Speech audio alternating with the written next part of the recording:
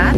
I am Gemma Samboy, a grade 8 mathematics teacher and your moderator of the day for Bonifacio Javier National High School. Kanina po, sinamahan ng grade 7 learners and home learning partners si Ma'am Divine sa kanyang lecture. Bago po tayo magsimula, huwag po nating kalimutang i-follow our official Facebook page, Math Team Mathematics Teachers Association of Mandaluyong. Don't forget to like, share, and subscribe sa ating YouTube channel and click the notification bell para updated po kayo sa ating upcoming video lesson.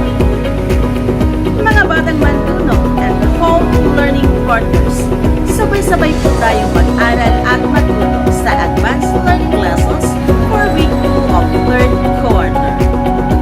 At ngayon po, ipinakikilala ko po sa inyo ang susunod nating lecturer ng grade 8 mathematics na si Mrs.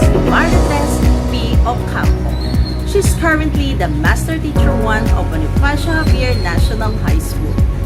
She graduated as a university scholar with the degree of Bachelor of Science in Applied Mathematics in Arellano University and finished her Master of Arts in Teaching Mathematics at Philippine Normal University.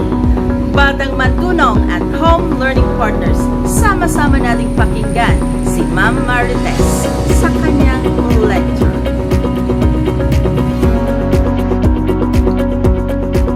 Thank you, Ma'am Amboy, for that introduction. Good afternoon, mga batang manunong. I am Mrs. Marites P. Ocampo, Master Teacher 1 of Bonifacio Javier National High School. Before we start, I would like to extend my appreciation to our Education Program Supervisor for Mathematics, Sir Resty Rodelas, to our very supportive principal, Sir Pompeo Floro Jr., and to our head teacher in mathematics, Ma'am Maria Linda Ferreira. Thank you for the opportunity to be part again of Project SOAR, series of online academic reviews of mathematics grade learning modules. I am your math facilitator for Quarter 3 Grade 8 Clade Module Week 2. These are the objectives for this session. First, illustrate a postulate. Next, identify the postulate applied in each situation. And justify a given statement by a postulate. Let's start with the definition. Postulates are statements that are assumed to be true without proof. So let's have the different postulates for undefined terms. The line postulate. For every 2 points, there is exactly one line that contains both points. For example, we have 2 points A and B. So we can connect these 2 points by a line, and we can only draw one line through these 2 points. The plane postulate states that any 3 points lie in at least one plane. So when we talk about at least, it can be one or more plane. Next, any 3 non-collinear points lie in exactly one plane. So when we talk about non-collinear, it means these points do not lie on the same line. And any 3 points are always coplanar.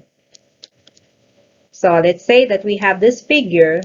We can say that non-collinear points x, y, and z lie on plane M only.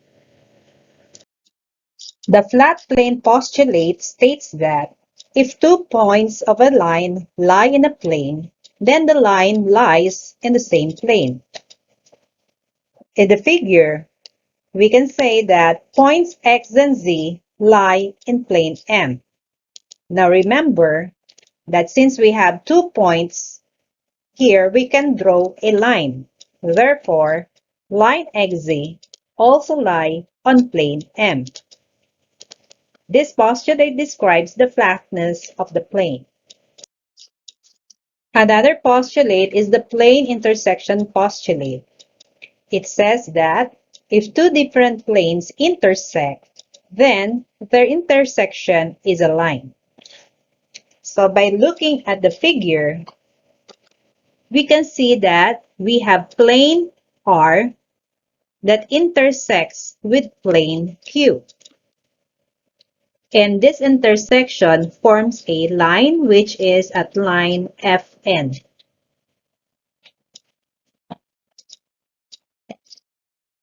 Let's have an example. Name the postulate that is modeled by the following illustrations. So you have to choose whether this is a line postulate, plane postulate, flat plane postulate, or plane intersection postulate. So in the figure, we have the feet of the camera tripod on the floor. So ano po ba ang representation ng feet of the camera tripod? Tama. This represents three non-collinear points. So anong postulate po ang appropriate po dito? Tumpa kayo dyan. We have the plane postulate that states that any three non-collinear points lie in exactly one plane. In the figure, we have a string held by kids while playing Chinese garter. So look at the representation ng Chinese garter. Ano po ang naalala po ninyo dyan? Tama. It represents a line. So anong postulate ang pwede po natin gamitin dito? Correct kayo dyan. We have the line postulate. For every 2 points, there is exactly one line that contains both points. In the figure, we have cardboard protection of glasswares. So look at the illustration. Ano po ang representation ng cardboard? Tama. It represents plane. And as you can see, we have two or more planes intersecting with one another. So ano po ang pwede natin gamitin dyan? Tumpa kayo dyan. We have the plane intersection postulate. That states that the intersection of two planes is a line. Let's have another example. Determine whether each statement is always, sometimes, or never true. Points E, F, and G are non-coplanar points. So ano pa ang inyong sagot? Tama. It should be never true. Plane postulate states that any 3 points lie in at least one plane. Thus, any 3 points are always coplanar. Points C and D are in plane R.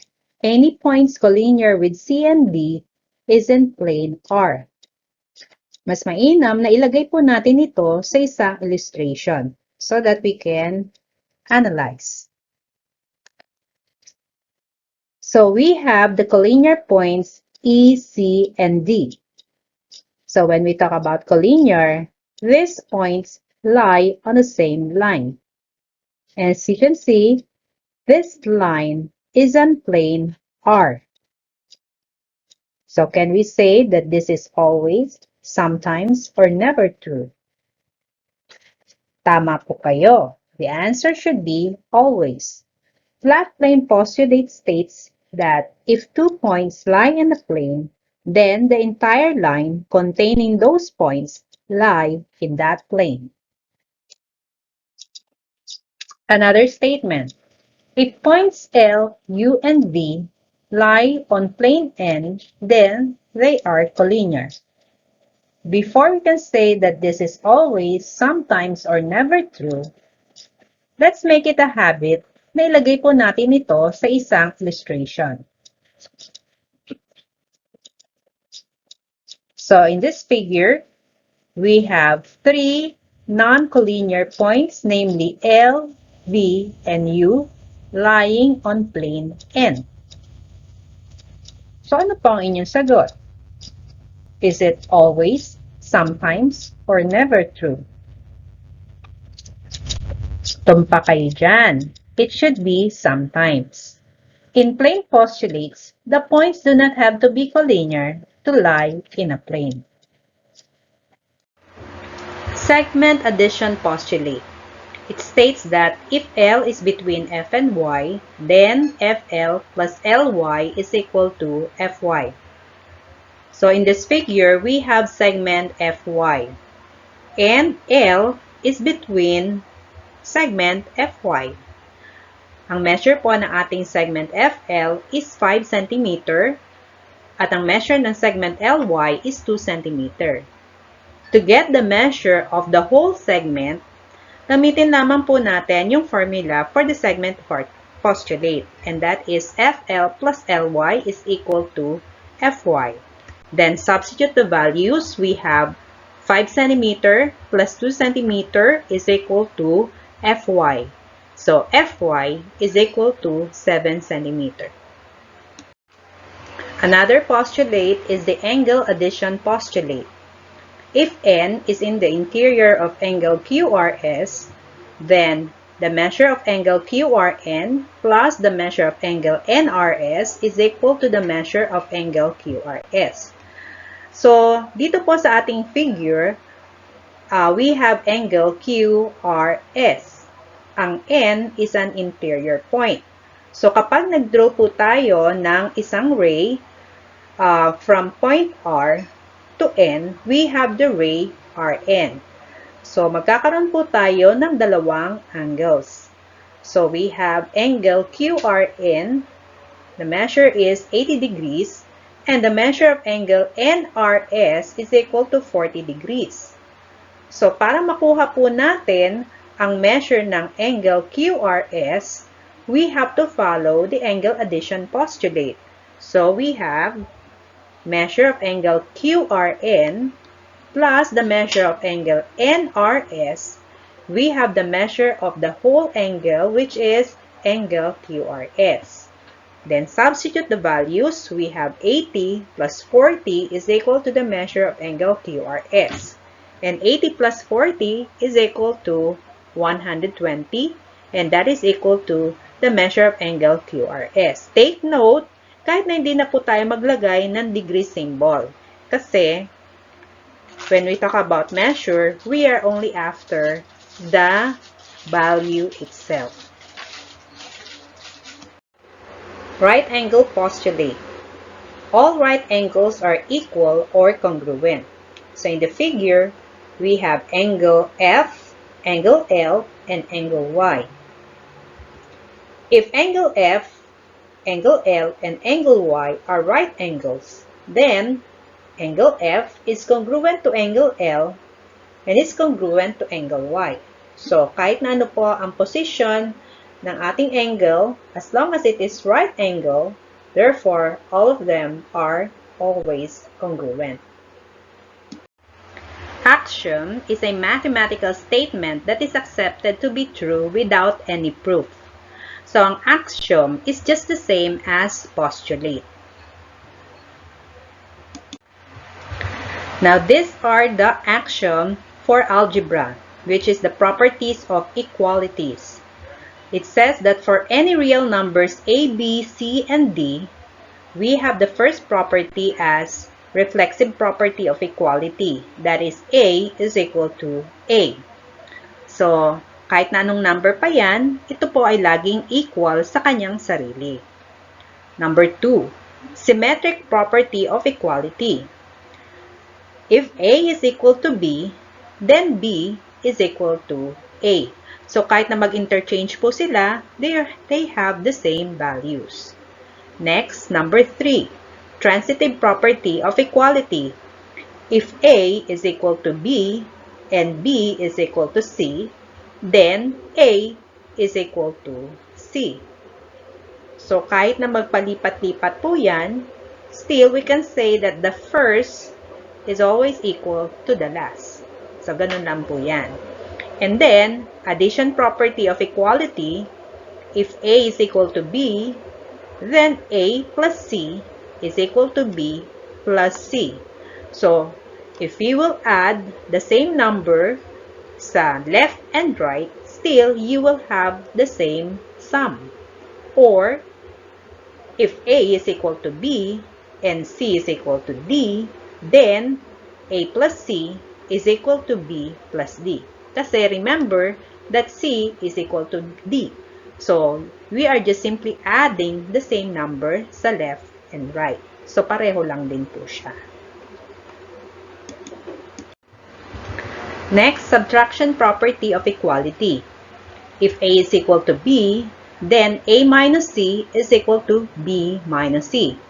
So again, kung ano yung sinubtract mo sa left, dapat yun din po ang sasubtract mo sa right para equal pa rin po ang kanilang value.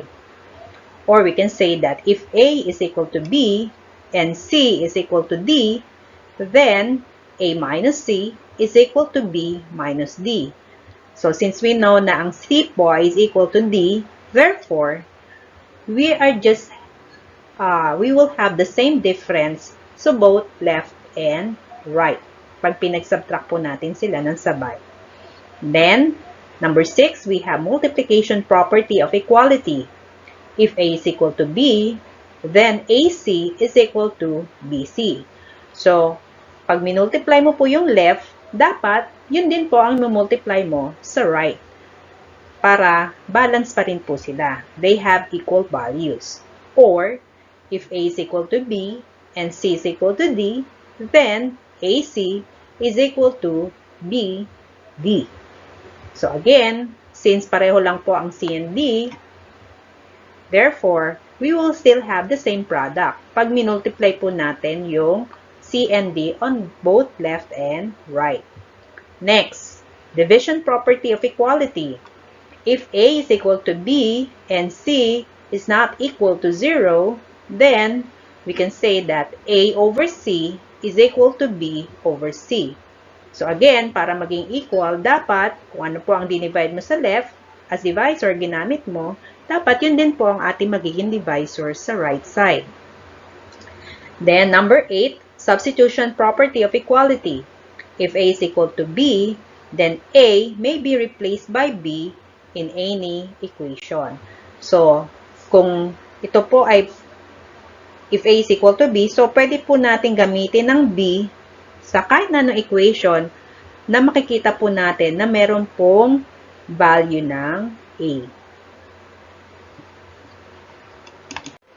Now, these are the properties of congruence. So, when we talk about congruence, it means equal measure. So, the symbol that we can use is this symbol. It means it's congruent to.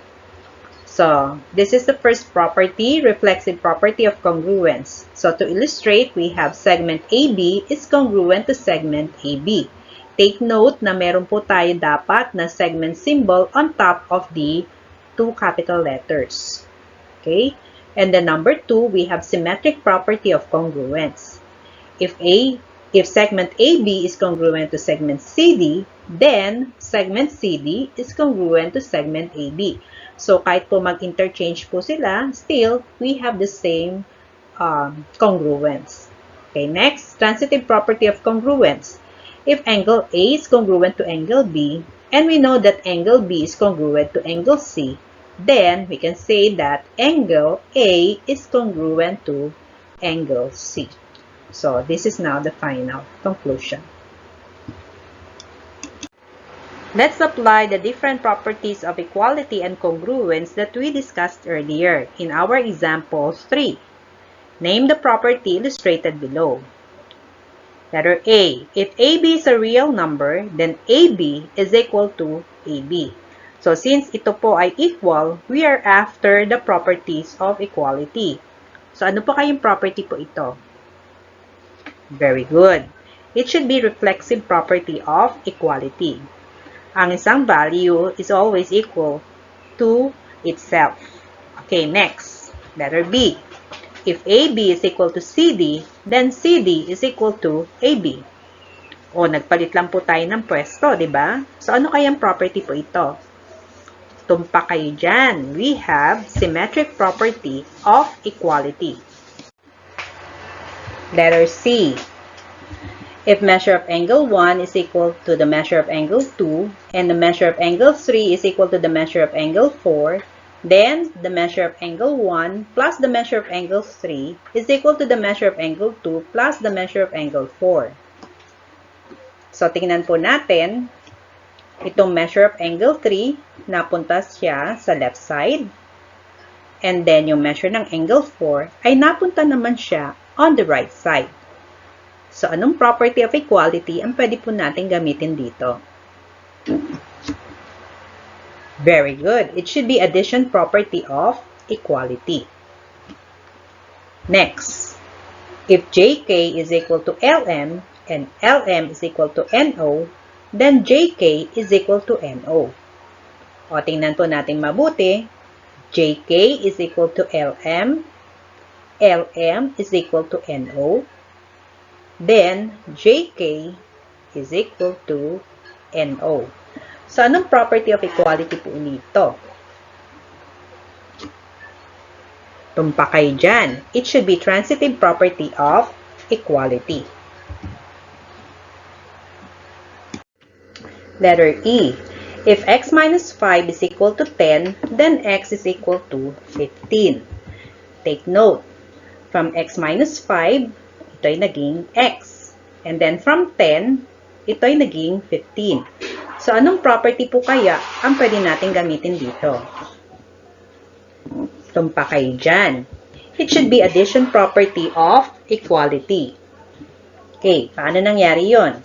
Kasi we just add 5 on the left side.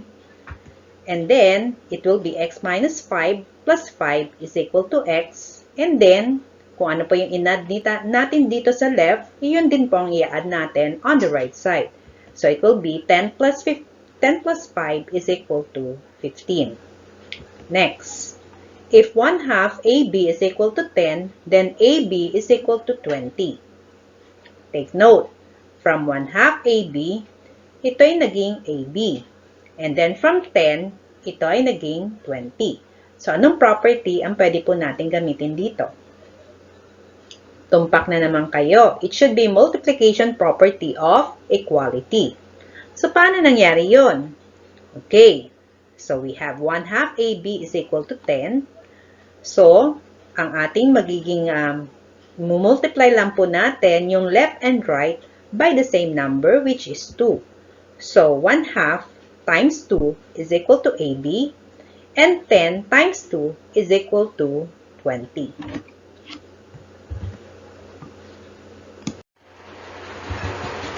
Letter G. If x plus 3 is equal to 25, then x is equal to 22. Take note, from x plus 3, naging x. And then 25, naging 22. So, anong property of equality ang ginamit po natin dito? Very good. It should be subtraction property of equality. So, for solving x, kailangan maalis po natin dito ang plus 3. So, to do that, we have to subtract 3 on both sides of the equation. So, x plus 3 minus 3, that will be equal to x, and 25 minus 3 is equal to 22. Next, letter H. If 2x is equal to 6, then x is equal to 3. So, from 2x, naging x, and then 6, naging 3. So, anong property po ang ginamit po natin dito? Tumpa kayo dyan. It should be division property of equality. So, ano ang ginamit nating divisor po dito para mawala yung 2? Tama. It should be divided by 2. So, 2x divided by 2 is equal to x, and 6 divided by 2 is equal to 3. Letter I. If measure of angle A is equal to the measure of angle B plus 35, and the measure of angle B is equal to 56, then the measure of angle A is equal to 56 plus 35. Okay, i-check po natin. Ito po yung ating original na hypothesis. Then, yung measure ng angle B ay naging 56 na lamang po dito sa ating conclusion. So, anong property po kaya yan? Very good. It should be substitution property of equality. Kasi pinalitan lamang po natin yung measure ng angle B by 56. Next. If segment BP is congruent to segment EX and segment EX is congruent to segment JH, then segment BP is congruent to segment JH. Okay, check po natin uli. Segment BP is congruent to segment EX. Segment EX is congruent to segment JH. From here is congruent to this. So, anong property po kaya yan? Magaling! It should be transitive property of congruence. Take note, congruence na po ang gagamitin po natin dito dahil gumamit na po tayo ng congruence symbol. Next. Letter K. If angle TEX is congruent to angle BAC, then angle BAC is congruent to angle TEX. O, tignan ninyo, nagkabaligtad lang po ang kanilang position. So, anong property po yan ng congruence? Very good. It should be symmetric property of congruence. Then the last one, we have angle A is congruent to angle A. Anong property po yan? Very good. It should be reflexive property of congruence. Very good mga batang mandunong.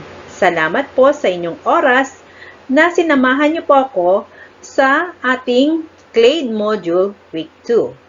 Shout out po sa aking mga estudyante from Bonifacio Javier National High School, starting sa aking advisory class from 8 Vergara. Next, sa aking mga estudyante sa 8 Javier, 8 Lopez, at 8 Castañeda. Again, marami pong salamat. Paalam!